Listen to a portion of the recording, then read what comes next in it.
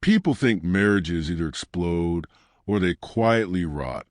Ours did the quiet rot, the kind that smells faintly sweet for a long time until one day the floorboard caves in under your feet. My name's Daniel Carter. In 2004, I had a house in the suburbs, 2 kids, a boy and a girl, and a wife, Claire, who often smiled as if everything were fine.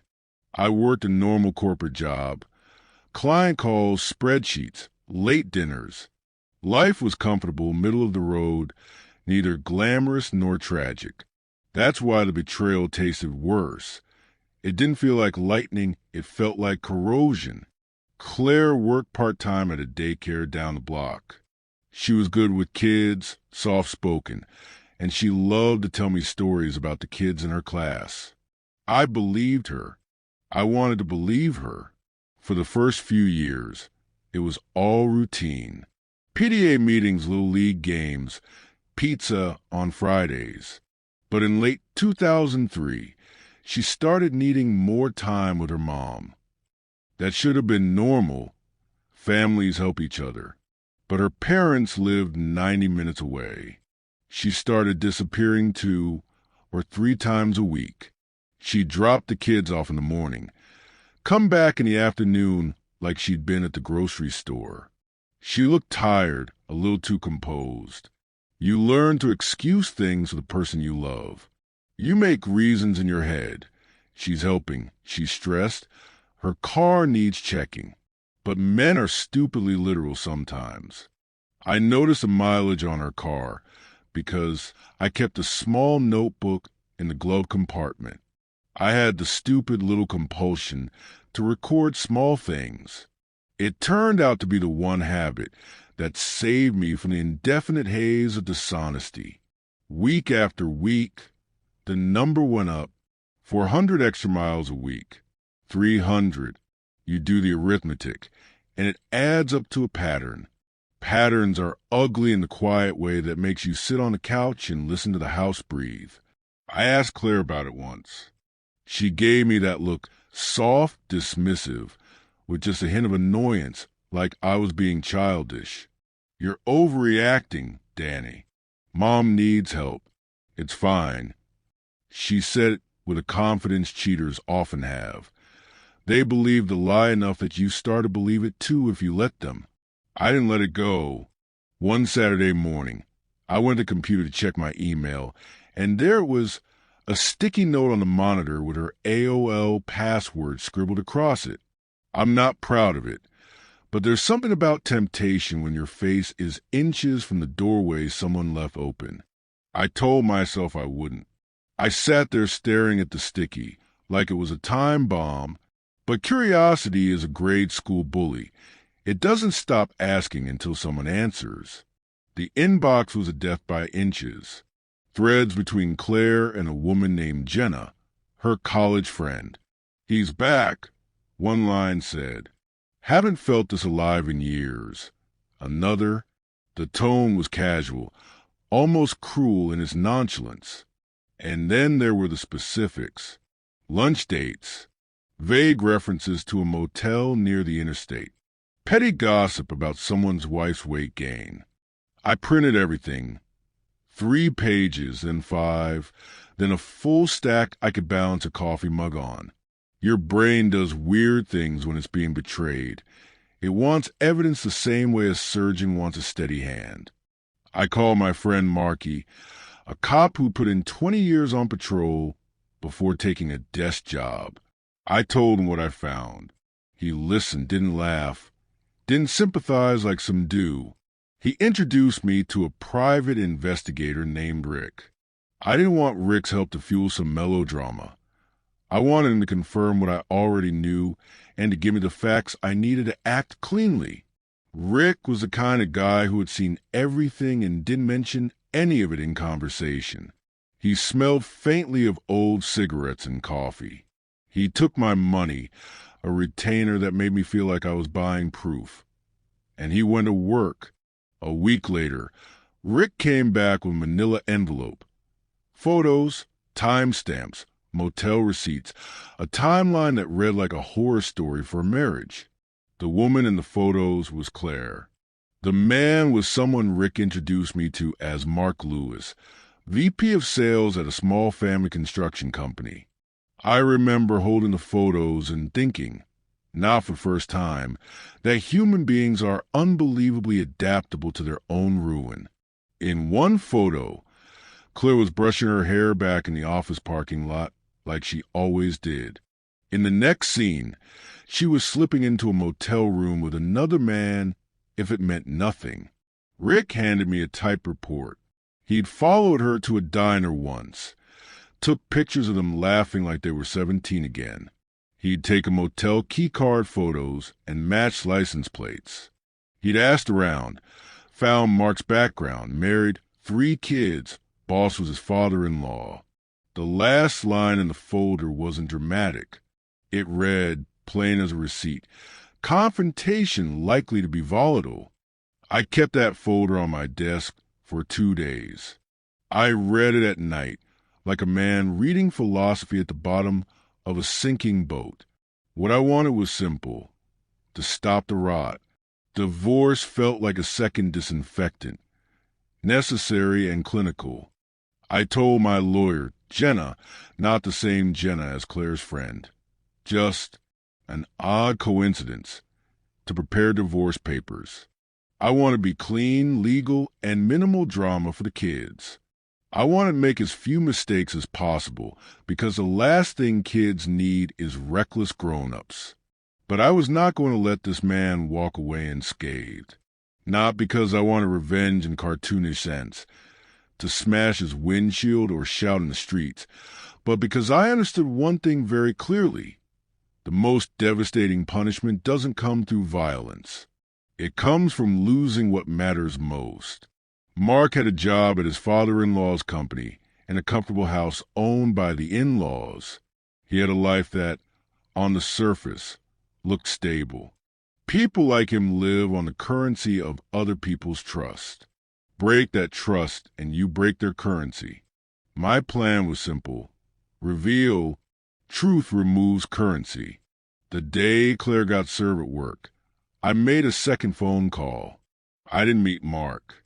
I never wanted to. I wanted the consequences to come from the people who had entrusted him most, his family and his wife. Rick tracked down Mark's wife, Laura. She was a different kind of quiet, the kind that keeps your household intact by being the center everyone orbits. Rick handed her the folder. I didn't expect a performance, and I didn't get one. She read it alone in her car, in the parking lot at the mall. I watched her from a distance, not close enough to be seen, and I remember the way she folded the pages under her hand. The expression on her face was a mixture of disbelief and brutal clarity, as terrible as a diagnosis. What she did next was decisive and fast. Within 48 hours, Mark's life started to unspool. Laura cleared their joint account. She loaded the kids into the car and went straight to her father's house, where he had influence and a company he could deploy to protect his family's reputation. Mark called the office that afternoon. His father-in-law, a man who built an empire out of conservative values and handshakes, did what men with power and shame do. He fired him. The company could not be seen to have a VP of sales who doubled as a local scandal. Reputation is the oxygen of small-town empires. And the house they lived in? It was technically owned by Laura's parents. They asked Mark to leave.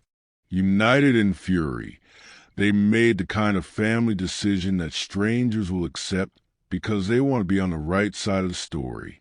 He had nowhere to be. I'll admit, I felt a chill of satisfaction. Not the giddy, cartoon kind. More like someone who lit a match in a field and watched the flames find every dry edge. People imagine that affairs lead to quiet separations. They don't always see the messy fallout. Mark didn't go quietly. He showed up at the house one afternoon and started shouting. He demanded to see his kids. The brother-in-law, A big man with a temper and a shorter fuse. Pushed him out of the yard. A shove became a fist. Mark's nose broke on the driveway. Police were called. Tempers cooled into paperwork. Restraining orders, charges. A custody tangle that exposed private things in public. The local court had its say. There were filings. There were people taking sides. There were whispers at the office where Claire worked and at the grocery store line. Mark's name, formerly a polite little introduction at HOA meetings and corporate dinners, became shorthand for disgrace. And Claire? Claire moved into our divorce, like a ghost moving through a room she no longer remembered living in. We signed the papers. I divided assets. I argued, once, loudly about the house, about the kids, about visitation. But ultimately, the judge asked what parents usually ask. What's best for the children? I answered as honestly as I knew how. I was tired after the divorce. There's a peculiar grief to legal separation. It's not the cinematic crying collapse. It's a long, dull ache that exists in the small moments, losing a plate you loved, adjusting the kids' schedules, learning how to go to bed without another body beside you. But the ache was balanced by a rare peace. I'd cleaned the rot. I'd removed the fungus. The house would stand. The kids would grow up. Mark had been exposed. He'd lost the job that paid for his truck, the name that opened doors. He walked out his life like a man in a suit that no longer fit. People asked me when the victory felt complete.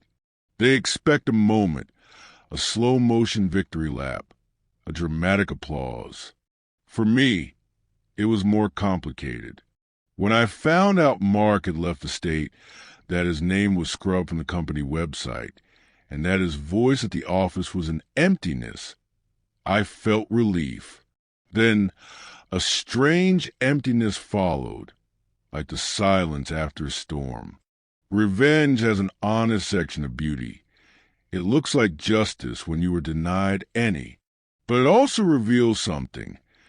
Acting on rage requires you to keep your mind clear, your hands clean, your motives honest. I didn't want to be consumed. I wanted to end the story without writing a new, uglier chapter. And so I let life continue. Claire remained an important figure. She was a mother of my children, and they deserve people who could be adults for them. We did what co-parents do. We argued about pickup, times and homework, and who would drive to soccer. We never spoke about the other man in front of them. The kids grew into teenagers, then into adults. The distance did what distance does best. It makes what you thought was unbearable feel tolerable. Months turned into years. Mark vanished from the internet like a hand from a deck of cards. The small-town rumor machine ran out of fuel. People moved on, as they always do. I learned small things. How to make coffee, for one. How to fold a child's shirt. How to show up for a parent-teacher meeting alone. There were wins I'd never have known without pain. The kids learned responsibility. They doubled down on school. They became kinder to others in ways they once weren't. At work, I kept my head down. I found comfort in routine, in numbers and spreadsheets that didn't lie. Mark's name showed up in local filings for a while. Then not at all. 7 years later, I got a call I wasn't expecting. It was from an old mutual friend, someone who'd stayed close to the neighborhood gossip. "You won't believe this," she said, voice low. Mark's ex-wife, Laura, took over the family company after her dad retired. She's doing fine. The kids are okay. She said it like a reassurance, and it landed on me like a cushion. I didn't feel vindicated. I felt the strange, adult kind of satisfaction that comes when you see consequences align with actions. I'd always hated that my actions might have been cruel. Exposing someone's affair is cruel. But sometimes cruelty is the only tool justice gives you when systems fail. On the other end of the line, she added, almost as an afterthought, Claire remarried years later. She seems better. Happier, for lack of a better word. I didn't call Claire. I didn't need to. It was enough to know that the lives we all rebuilt had found new eddies and currents. We were not the same people. Neither was the town. People always want to hear the lesson in revenge stories like mine. They expect a tidy moral. You should stand up for yourself, expose deceit, and never let someone walk over you. Those are true in a way, but the real lessons are messier. First, evidence matters. I didn't go out and break things. I collected facts. Facts make your anger legible. They stop it from becoming a rampage and turn it into a corrective. In law and in life, you need proof to make the world listen. Second, consequences don't have to be violent to be total. Mark didn't get beaten brandishing a baseball bat. His world quietly unraveled because the people who mattered to him took the information and acted. That's more painful and more permanent than a headline. Third, revenge doesn't heal you. It changes the story you tell. It gives you the sense that you participated in justice when the institution failed you. But you will still wake up some mornings missing the person who used to sit beside you. You will still learn to laugh again, sometimes despite the wreckage you clean away. And lastly, there is mercy. I don't hate Claire. I don't stalk Mark's life to revel in his misery. My goal wasn't to ruin for the sake of ruin. It was to remove the rot and protect my kids' future. So if you're listening and your gut whispers that something's wrong, trust it. Collect the facts. Don't become a petty version of yourself. Plan with your head, act with your hands, and leave room for what's next. The first time I sat in a car for hours waiting for Claire, I told myself it was a one-off. I needed to see the pattern with my own eyes. I had a cheap folding chair shoved into the passenger seat and a thermos of coffee that had gone from hot to lukewarm to a bitter memory by midnight. Rick, the private investigator, had shown me how it's done. Patience and observation. He taught me that people give away their lives and habits become evidence. We parked 2 blocks from the daycare and watched her routine. For a man who'd been raised to think that emotion solves everything, watching someone you love hand pieces of herself to another man felt like cataloging a new taxonomy of grief. Claire would park, lock the car, kiss the kids, and then walk past the lawn like nothing was out of place. In the early days, I thought the humiliation would be the hardest part. It wasn't. The humiliation was sharp and quick.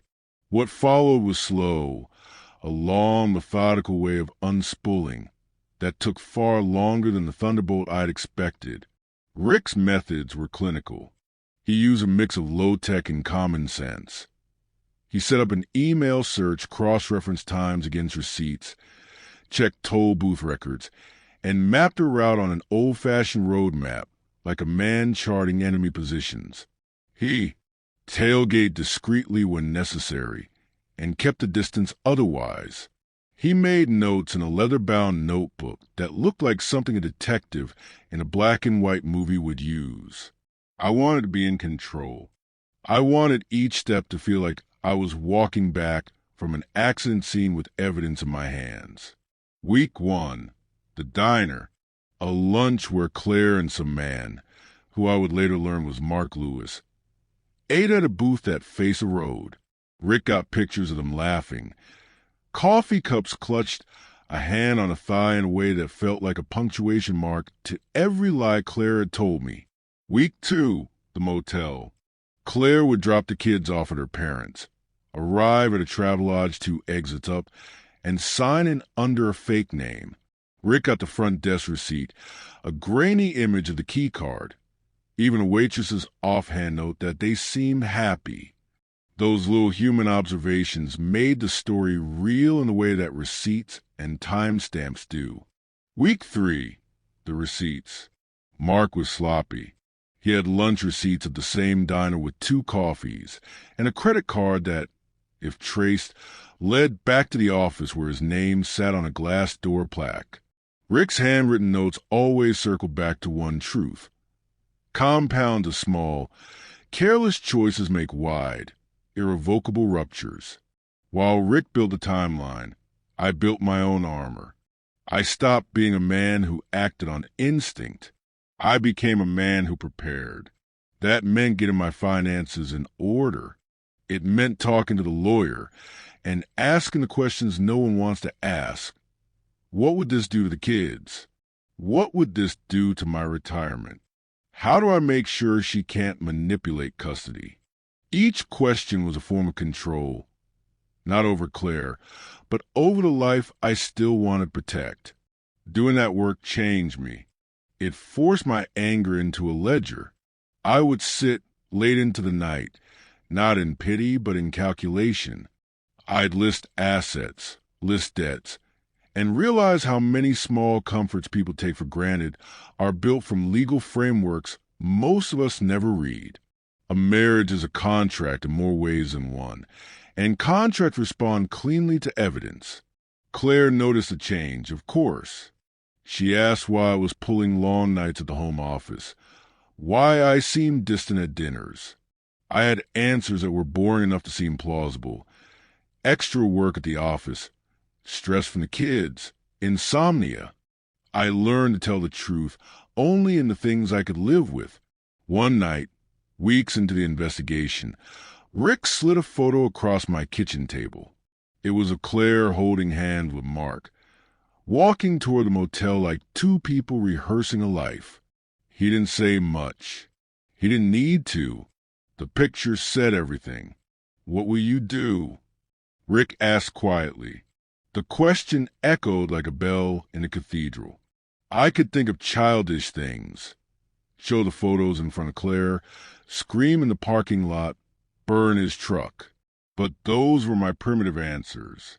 I wanted something more definitive, something that would leave no room for ambiguity and would protect my kids from the spectacle of their parents' ruin. So I paid the lawyer.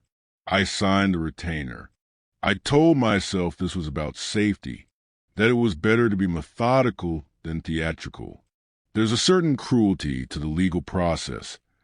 It reduces human complexity to forms, signatures, lines on a judge's docket. But those forms have teeth. The divorce papers were a way to make the chaos legible. Lawyers hate emotion in court. Emotion is messy and unpredictable. Facts are clean. That was part of the point. When we signed the papers in the lawyer's office, Claire's hand trembled. I wanted to reach out, to touch her, and ask if any of it had meant anything. But again, I'd learned to restrain impulse in the name of the greater plan. We spoke only of the children, the schedule, and the school. We left as strangers sharing a mutual duty. After the filing, I made a choice. I would not seek vindictive spectacle. I would not stoop to public shaming in a way that would anchor their pain to our children's memories. My retribution would be surgical, cause a collapse in the structure supporting Mark, so that whatever vanity and privilege he had built crumbled because the people he betrayed made it so. So I did what any man with access to truth and money would do. I handed the evidence to the people who loved him most. I remember the first message Laura sent to my inbox, short, loaded, and shaky. "We need to talk," it read. She wanted to see Rick's report. She wanted to know the truth. I delivered the files and a little handwritten note. "I think you should see the facts." I didn't call the number Mark listed at work. I didn't leave a voicemail. I gave Laura the facts and stepped back. What happened next unfolded like a domino cascade. Laura moved quickly, cold and decisive. She took the kids, cleared the bank account, and drove to her father's house with the quiet resolve of someone who had been suddenly handed a choice. A family conference convened. They were people who valued reputation like I value oxygen. It's something you don't know you're grateful for until it's threatened. And when reputation was at stake, they reacted like a fortress preparing for siege. Mark, on the other hand, was frantic. He called me twice that week. Once I let it ring out. The other time I picked up and listened to a man ask, through tears and bluster, how I could do this to him. He accused me of being petty, of being cruel. He said he loved his kids. I listened to him claim love like armor. Love is an armor. It's a mirror, and sometimes you don't get the reflection back. His father-in-law called the corporate office and did what men of his position do. He removed Mark from his role. For the good of the company, he said.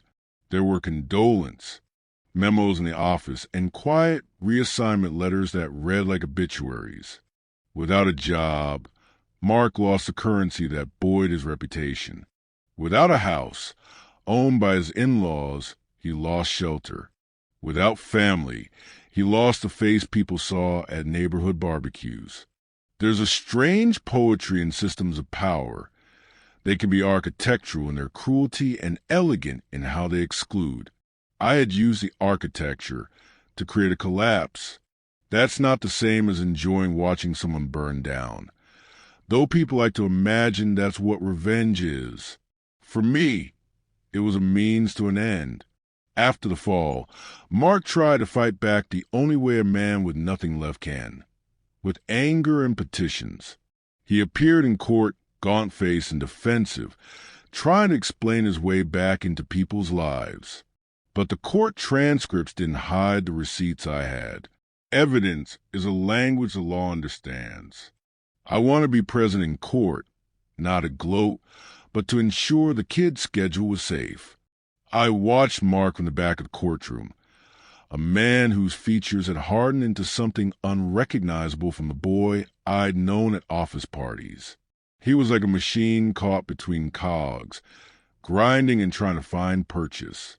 The judge moved through cases with the rhythm of someone who's seen thousands of human dramas replay in a single afternoon.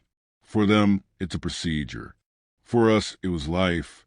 Outside, reporters picked at the story like carrion birds. Not because anyone wanted to glorify wrongdoing, but because human scandal sells like bread. I called my lawyer and asked for privacy. We kept the kids out of it. We shielded them in ways parents are always trying to do, with small, consistent gestures that tell children, you are safe. There was one night I will never forget. Our son, Josh, who was 9 at the time, snuck into my bed and asked between breaths, "Is Dad going to be okay?" He had heard things at school. He had heard kids whisper. Children absorb rumors like tea absorbs sugar. "I will be okay," I said, and it was half truth and half vow. I wanted to be more than okay for them. I wanted to be the anchor. Throughout this time, I experienced odd little moral tests. Friends I'd known for years asked vague questions at barbecues. "Everything okay at home?" They read the lines on my face and filled the silence with sympathetic noises.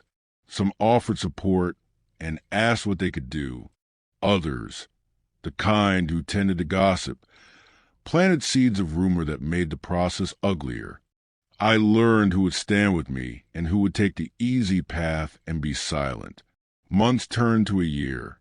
Mark's name was mentioned in police blotters. There were restraining orders, more heated arguments, and a punch thrown in the driveway. He got a misdemeanor for public disturbance. It was small, but enough to ensure he couldn't refute the paper trail, with a charming grin. As the calendar crept forward, life steadied. The kids grew acclimated to 2 homes, different rhythms, and different meals. It's a strange measure of success when your children adapt well to adversity. They learned to look for the things that mattered: warm shoes in winter, clean notebooks, a father who showed up for parent-teacher meetings. They learned resilience. In the quieter hours, I wondered whether I had crossed a moral line. I had used information against a man's life, and the consequences had been severe. But betrayals come with consequences. I told myself that the difference between justice and cruelty is intent. My intent had never been to inflict unnecessary injury. It had been to secure safety and to make sure that the person who had helped destroy the fabric of our family felt the seriousness of that betrayal. I found strange solace in mundane things. I returned to music I hadn't listened to in years, took up running again, and learned how to fix a leaky faucet. There's a peculiar healing in small homework. Things you can do yourself without needing anyone's permission. Years later, when Josh was graduating from high school and my daughter, Ellie, hugged me after her award ceremony, the feeling was something like quiet victory. Sitting with that paper, years later, I felt none of the triumph I'd imagined. I felt a quiet, resolute calm, the kind that's earned by keeping promises to people who depend on you. If you ever find yourself in a similar place, suspicious, betrayed, unsure, do not make hasty decisions. Collect the facts. Protect the ones you love. And remember, there are more ways to win than to shout. You can win by preserving your life, your children's lives, and your future. That was my victory, not spectacle, not revenge for the sake of catharsis, but a reclamation of what had been stolen: peace, dignity, and a safe future for my children. When people ask me now if I regret what I did, I tell them this: regret is a strange thing. I regret the pain that anyone, especially my children, had to feel. But I do not regret the decision to act. I do not regret choosing a path that kept our future intact. There's a difference between being ruthless and being resolute. I chose the latter. A final thing on closure. Closure is not an event. It's a slow, accumulated thing. It's in the mornings when the house feels quiet and whole, the laughter at a dinner table at night, in the polite conversation with a woman you once loved but now only respect from afar. Closure is the ability to tell the story without needing to relive the hurt. That is what I achieved, an ability to tell it plainly and hold my head high while doing it. So when I tell you the story, the long, inconvenient story, it's not for applause. It's a record. It's a way to say, clearly, when someone betrays you, you have options. Some are petty, some are violent, some are empty. Mine was neither petty nor violent. It was deliberate, calm, and at times painfully practical. If you want the truly bitter last note, here it is. Mark never understood that losing his job and his home wasn't the worst of it. The worst of it was watching his children adjust and survive without him. To learn who he truly was with less of a cushion and more truth. Consequences are not about punishment alone. They're about truth finding its way into daylight. I will end this with the same words I started with because they are simple and true. You cheat on me, you lose me. You betray the trust that builds a family, and you lose everything that trust supported. And if the world's justice system won't or can't act on your behalf, sometimes you have to give karma a gentle shove.